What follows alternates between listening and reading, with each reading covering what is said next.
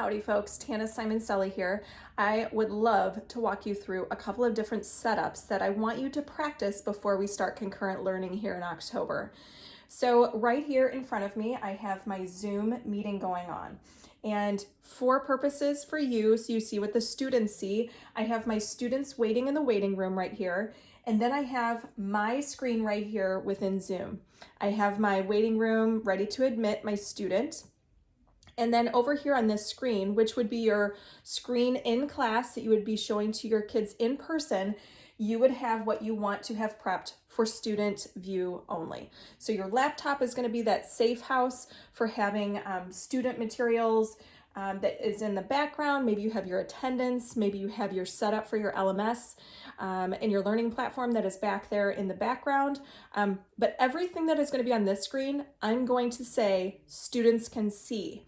So when you connect to a projector, you're going to make sure that the projector is reading this screen too that you have here at the side. If you don't have dual monitors, pretend that this is that projector screen. So first thing first, I want to add my student. I want to admit the student into the room. They are joining on the browser, and I have typed in my name as North Student for my student account, and they see my face because I can't start two videos from one computer, as you all know.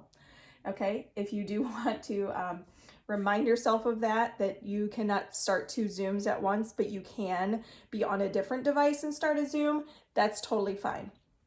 So from the student perspective, here they see me. If I go ahead and click on pin for me, then I see just myself, or I can go back, I can remove the pin, and I can see whatever students. I can also go into the gallery view, back and forth between gallery and speaker view. So now I want to go ahead and share my screen. I want to go ahead and share the presentation that I am ready to share with students by clicking on the green share screen. I'm going to choose screen 2, which is going to be choosing here. I see a big number 2 right up here, and I'm going to click on share. And make sure that if you have any sound that is tied in with that, you click that share computer sound right away. So I'm going to click on share. All of a sudden, you notice that I have this bump out. So I have two bump outs because my student sees my face here, and then I see all of the student view here.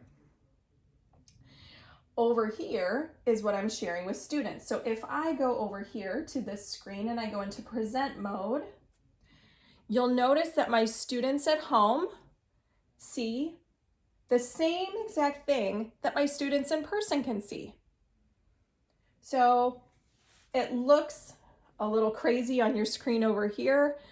For those of us who like to have a nice tidy desktop, that's a little difficult. So you have to get used to how you want these things to display. One thing I might want to do is click on participants and have the participants window open. I might also want to click over here on more and click chat so that I can see my students and their chat features. Okay, so if a student reaches out from their perspective,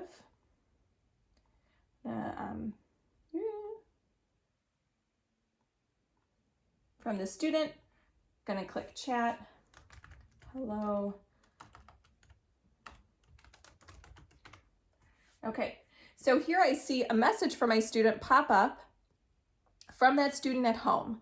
So the student is trying to talk to me from home, and I can still see that. So you just have to kind of manage.